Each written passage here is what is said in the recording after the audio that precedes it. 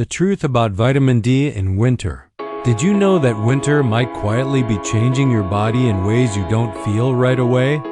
As sunlight fades and days grow shorter, many people assume they're getting enough vitamin D without even thinking about it. But recent research suggests that winter is when vitamin D levels drop the fastest and the effects go far beyond bones. They can influence your immune system, mood, muscle strength, and even long-term disease risk. In this video, we'll break down what actually happens to your vitamin D levels in winter, who truly need supplements and who might not. Because getting this wrong doesn't cause instant symptoms, but it can shape your health for years to come. Most of us know vitamin D as the sunshine vitamin. But here's a question that many people never really think about. Why do our bodies struggle to get enough of it in winter? Is it just because there's less sunlight, or is something deeper going on that affects our bones, immunity, mood, and overall health? In this video, we'll explore the latest research on vitamin D, why winter makes deficiency more common, who's most at risk, and whether supplementation is truly necessary or even safe for everyone. If you've ever wondered whether those pills in your cabinet are helping or hurting you, stick around, because today we're going deep. Vitamin D is unique among nutrients. Unlike most vitamins we get from food, most of the vitamin D our body needs is made inside our skin when it's exposed to sunlight, specifically the UVB rays. That's why scientists call it the sunshine vitamin. Once produced or ingested, vitamin D helps the body absorb calcium and phosphorus, minerals essential for strong bones and teeth. But its role doesn't stop there. Vitamin D also plays key parts in immune function, muscle coordination, inflammation regulation, and even mood stability. Some research even suggests that adequate vitamin D may help reduce the risk of respiratory infections, a big deal in winter when colds and flu spike.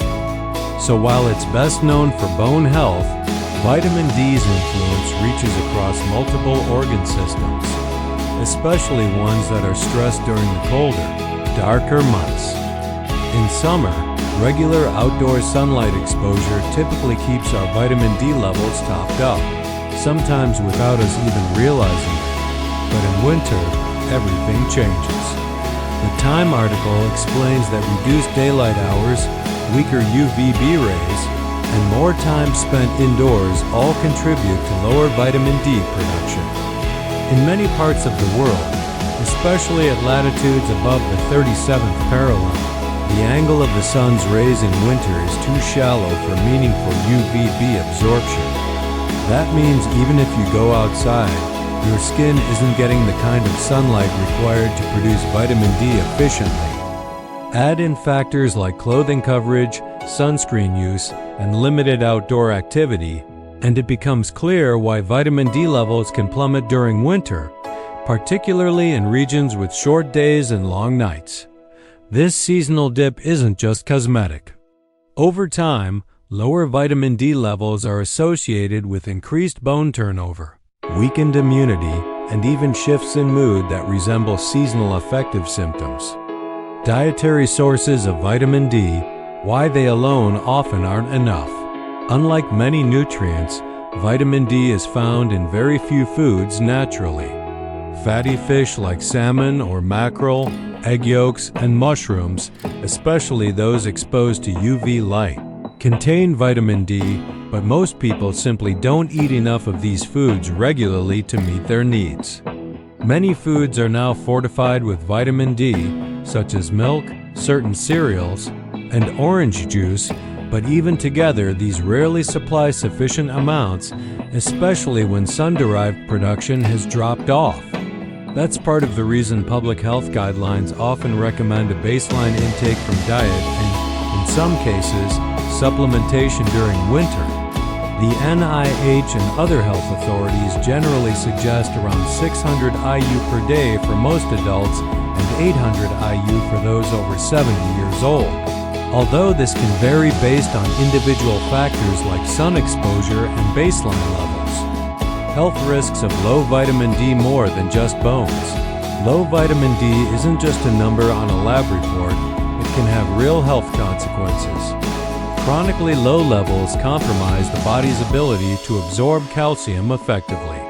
Over time, that leads to bone weakening and loss. Older adults in particular risk conditions like osteomalacia or accelerated bone loss in winter unless vitamin D levels are maintained. But the effects go beyond bones. Vitamin D also has a role in immune resilience. Evidence from clinical research shows that supplementation can reduce the risk of some respiratory infections, especially among those starting with low baseline levels. There are also studies linking lower winter vitamin D with mood changes, sometimes described as winter blues or even seasonal depression, although the relationship is complex and influenced by many factors including light exposure and lifestyle. Add in immune and muscular implications, and it becomes clear why maintaining adequate levels is a year-round concern. Supplementation. Who might need IT and WA? So should everyone take vitamin D supplements in winter? The answer isn't one size fits all. According to experts referenced in the Time report, supplementation may be useful, especially in winter when your body's natural production drops. Certain groups are especially at risk of deficiency and may benefit from supplementation. Older adults. People with darker skin, melanin reduces UVB absorption. Individuals with fat absorption disorders. People on medications that interfere with vitamin D metabolism. Those living in high latitudes with weak winter sun. People who spend most of their time indoors. Supplements generally come in two forms: vitamin D2 and D3. Most studies show that vitamin D3 is more effective at raising and sustaining blood levels than D2, making it the preferred form for winter supplementation. However, experts also warn against oversupplementation. Intakes of up to 4,000 IU per day are generally considered safe upper limits for most adults. Exceeding this long-term without medical supervision can lead to toxicity and complications like hypercalcemia, where excessive calcium in the blood causes nausea, kidney stones, and other serious issues. Balancing sunlight, supplements, and safety. If winter sun alone isn't enough to maintain vitamin D, are there ways to maximize what you can get from natural sunlight? Experts suggest being strategic. Because the sun's UVB rays are strongest between roughly midday hours, approximately 10 a.m. to 3 p.m. That's the best time to catch UVB that can stimulate vitamin D production on exposed skin. Short exposures of 15 to 30 minutes can help if weather allows, especially if you expose larger skin areas like arms or legs, but this can be complicated by cold weather and clothing coverage. This is where informed supplementation can bridge the gap. And for some, especially those at higher risk of deficiency, regular blood testing helps guide safe intake levels so that supplements are used when truly needed rather than taken blindly. Examples of deficiency symptoms can include fatigue, bone pain, and muscle weakness. It's also worth noting that physical activity itself may support vitamin D metabolism and overall health. Some research has found that exercise can help maintain active forms of vitamin D during winter, offering a complementary approach to supplementation or sunlight exposure. Don't overdo IT risks of too much vitamin D. While deficiency is a concern, too much vitamin D carries risks too. Experts caution that megadoses, well above recommended limits, can result in hypercalcemia, where elevated calcium levels in the blood lead to nausea, frequent urination, kidney stones, and even irregular heart rhythms. High doses may also obscure other health issues or interact with conditions like osteoporosis or certain medications. That's why healthcare providers generally recommend monitoring levels through blood tests before and during higher dose supplementation. This balanced perspective, that you need enough, but not too much, is at the heart of smart vitamin D strategies rather than blindly following trends.